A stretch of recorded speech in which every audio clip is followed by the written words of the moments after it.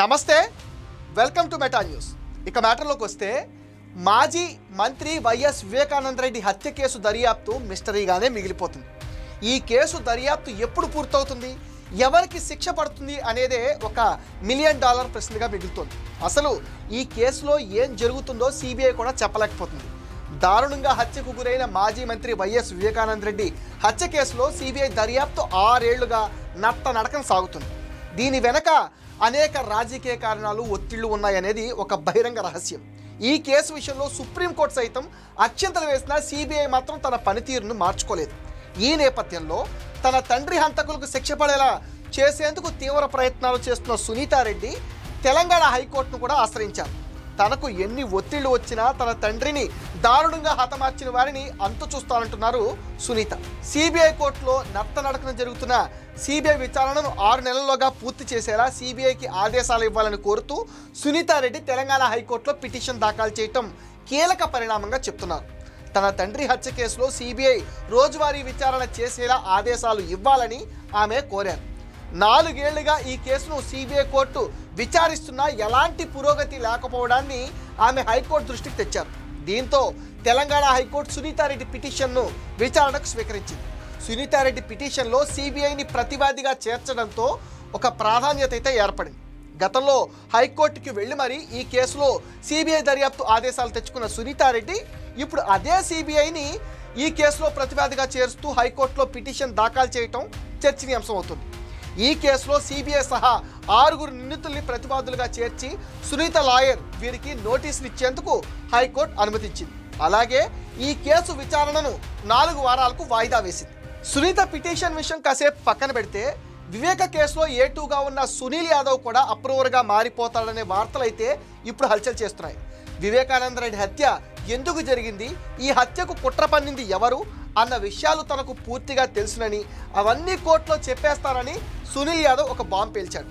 అయితే తనకు ప్రాణహాని ఉందని చెబుతున్న సునీల్ యాదవ్ కడప ఎస్పీని రక్షణ కోరడం ప్రాధాన్యత సంతరించుకుంది. వివేక హత్య జరిగి 6 ఏళ్లు పూర్తయింది.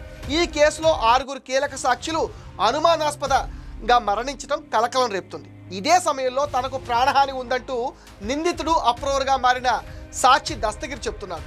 ఇక A2 సునీల్ యాదవ్ను పులివెందలకు చెందిన కొందరు వైసీపీ నేతలు బెదిరిస్తున్నట్లుగా ఆరోపించాడు. చెంచల్గూడ జైల్లో కూడా తనను హతమార్చేందుకు ప్లాన్ చేశారని, తనకు ప్రాణభయం ఉందని ఆందోళన వ్యక్తం చేశాడు. వివేక హత్య వెనుక చాలా కుట్రుందని, దీనిపై తాను ఇన్నాళ్ళు మౌనంగా ఉన్నానని, అనేక బాధలు పడ్డానని సునీల్ యాదవ్ అయితే చెప్తున్నాడు. అయితే ఇప్పుడు తననే బెదిరిస్తున్న పరిస్థితి ఎదురవుతుందని అన్నాడు. వివేక దారుణ హత్య వెనుక కుట్ర చేసింది ఎవరన్నది త్వరలోనే చెబుతానని సునీల్ యాదవ్ ప్రకటించడంతో ఈ కేసులో నిందితులుగా ఉన్న కీలక నేతల వెన్నుల్లో వణుకైతే మొదలైపోయింది. దస్తగిరి, సునీల్ యాదవ్ పేరు చెబితేనే వైసీపీ శ్రేణులు ఉలిక్కి పడుతున్నాయి. వివేకానంద రెడ్డి జగన్కు స్వయంగా చిన్నాన్న అయినప్పటికీ గత 5 ఏళ్లలో నిందితుల అరెస్టు, కేసు విచారణకు అనేక సమస్యలు ఎదురయ్యాయని విమర్శలున్నాయి. దీంతో కూటమి ప్రభుత్వమైనా తమకు న్యాయం చేయాలని వివేక కుమార్తె సునీత అయితే కోరుతున్నారు. ఇక ఇదే కేసులో అప్రూవర్గా మారిన దస్తగిరి కూడా ప్రాణహాని అంటూ భయపడుతున్నాడు. ఈ కేసులో A2గా ఉన్న సునీల్ యాదవ్ అప్రూవర్ అయితే కేసు కొలిక్కి వచ్చినట్లే అంటున్నారు. ఈ హత్య కేసులో దస్తగిరి అప్రూవర్గా మారిన సంగతి మనందరికీ తెలిసిందే. ఇప్పుడు ఇదే కేసులో A2గా ఉన్న సునీల్ యాదవ్ వివేకానంద రెడ్డి హత్య వెనుక భారీ కుట్రందని చెప్పడంతో రాబోయే రోజుల్లో వైసీపీ కీలక నేతల అరెస్టు తప్పదంటున్నారు. వివేక హత్య వెనుక కుట్ర కోణాన్ని, హత్య సూత్రధారులు, పాత్రధారులు ఎవరన్న విషయాన్ని త్వరలోనే వెల్లడిస్తానని సునీల్ యాదవ్ చెప్పడంతో అతనిపై ఏదైనా జరగవచ్చనే ఆందోళన వ్యక్తమవుతుంది. ఈ కేసులో కడప ఎంపీ అవినాష్ రెడ్డి సహా 8 మంది నిందితులుగా ఉండగా సిబిఐ సునీల్ యాదవ్నే మొట్టమొదట అరెస్ట్ చేసింది. 2021 ఆగస్టు 2న గోవాలో అతన్ని అదుపులోకి తీసుకుంది. 2023 ఫిబ్రవరి 10న కడప నుంచి చెంచల్గూడ జైలుకు తరలించారు. కడప, చెంచల్గూడ జైళ్లలో 39 నెలల పాటు సునీల్ రిమాండ్ ఖైదీగా ఉన్నాడు. బెయిల్పై విడుదలైన సునీల్ పులివెందల్లో నివాసం ఉంటున్నాడు. తనకు జరిగిన అన్యాయం పైన సామాజిక మాధ్యమాల్లో మాట్లాడితే వైసీపీ కీలక నేతలు బెదిరించేవారని చెప్పాడు. ఇటీవల విడుదలైన హత్య సినిమాలో తనను, తన తల్లిని క్రూరంగా చూపించేలా పాత్రలు చిత్రీకరించారు. వివేకను 4 చంపినట్లుగా చూపించారు, కానీ 8 మంది పాత్ర ఉంది. మిగతా వారి ప్రమేయం ఎందుకు చూపించలేదు? ఈ సినిమా విడుదల వెనక వైసీపీ కీలక నేతల హస్తం ఉంది. సునీల్ యాదవ్ తనను బెదిరిస్తున్న వారిలో A1గా వైఎస్ అవినాష్ రెడ్డి అన్న youth WhatsApp group admin Pavan Kumar, A2గా YCP social media Kadapa admin పై కేసు నమోదు చేశారు. హత్య సినిమా డైరెక్టర్, నిర్మాత, రైటర్తో సహా మరికొందరిపైన కేసులు అయితే నమోదయ్యాయి. సునీల్ యాదవ్ ఫిర్యాదు మేరకు కేసు నమోదు చేశారు పులివెందుల పోలీసులు. పవన్ కుమార్ అనే వ్యక్తి వైసీపీ వాట్సాప్ గ్రూపుల్లో వైరల్ చేస్తున్నారని సునీల్ తన ఫిర్యాదులో పేర్కొన్నారు. వైఎస్ అవినాష్ అన్న యూత్ వాట్సాప్ గ్రూపుల్లో ఈ సినిమాలో సీన్స్ని వైరల్ చేస్తున్నారని సునీల్ పేర్కొన్నారు.